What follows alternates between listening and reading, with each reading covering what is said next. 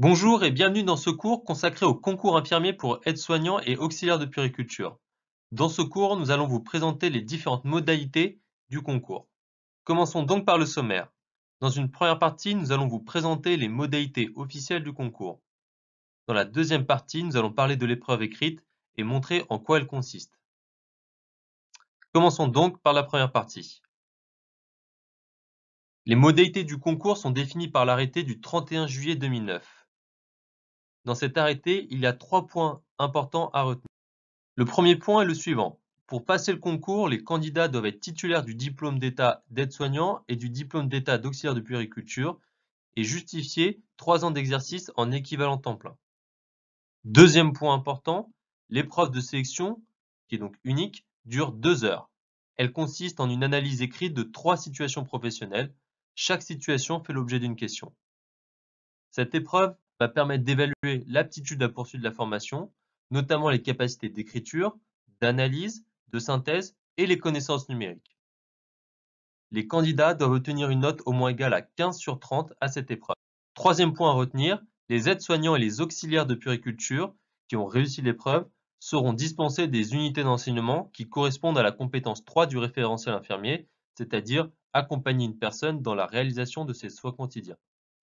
Vous serez donc dispensé de l'UE infectiologie-hygiène, de l'UE soins de confort et de bien-être, et de l'UE accompagnement dans la réalisation des soins quotidiens. Vous serez également dispensé du stage de 5 semaines prévu au premier semestre. Maintenant, nous attaquons la deuxième partie consacrée à l'épreuve écrite. L'examen va consister en une analyse écrite de 3 situations professionnelles de spécialités diverses, par exemple médecine générale, chirurgie ou encore pédiatrie. Les questions vont porter sur les capacités suivantes. Les capacités d'écriture, c'est-à-dire savez-vous vous exprimer, rédiger correctement une phrase, maîtrisez-vous l'orthographe. Les capacités d'analyse, savez-vous sélectionner les informations, puis les trier par ordre de priorité, les critiquer, savez-vous apporter des arguments explicatifs. Sur vos qualités de synthèse, savez-vous résumer des idées, les ordonner ou encore construire une argumentation. Elles vont aussi porter sur vos connaissances numériques. Maîtrisez-vous les 4 opérations de base, les pourcentages, la proportionnalité, les conversions de capacité. On peut également vous poser des questions de définition. Je vous invite donc à vous référer à notre fichier définition et à vous constituer un répertoire qu'il vous faudra apprendre par cœur. N'oubliez pas que dans votre copie, vous devez traiter les questions dans l'ordre. Qu'est-ce qui est évalué au cours de cette épreuve? On évalue votre capacité de synthèse, votre capacité d'analyse et votre raisonnement numérique.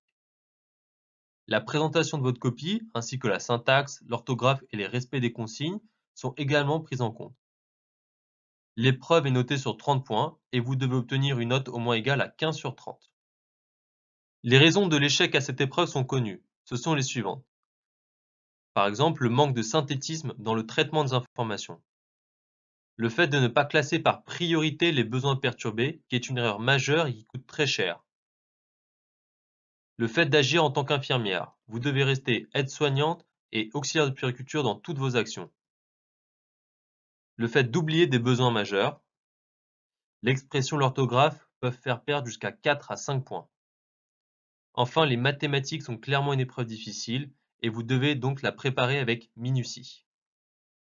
Merci d'avoir suivi ce cours qui vous présentait les modalités de votre concours. Comme d'habitude, si vous avez des questions ou des remarques, vous pouvez nous envoyer un mail ou nous contacter directement sur notre plateforme via notre chat. À bientôt sur Prep Academy.